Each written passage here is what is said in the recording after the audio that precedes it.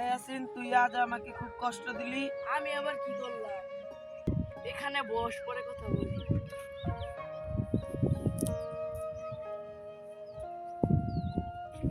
তুই সবার সামনে বলেছিস আমি নাকি ভীষণ কৃপণ।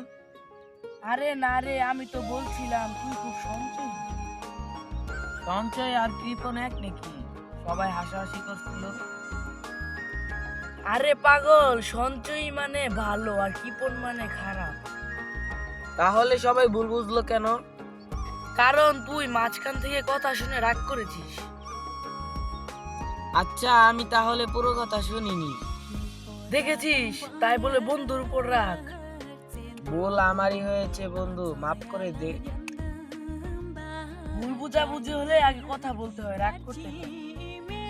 ঠিক বলেছিস, চল চা খাই, আমার ট্রিট। এই তো হলো সঞ্চয়ের আসল পরিচয়।